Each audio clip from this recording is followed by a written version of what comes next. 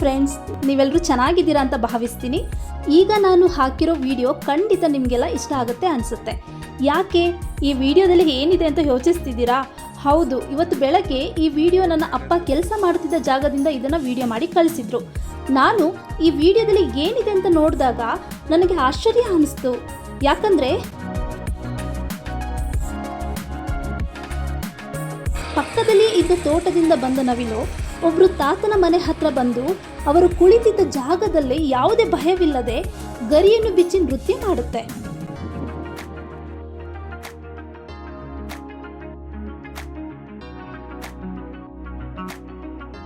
ಅದನ್ನ ಅವರು ಅಲ್ಲಿಂದ ಓಡಿಸುವ ಪ್ರಯತ್ನ ಕೂಡ ಮಾಡ್ತಾರೆ.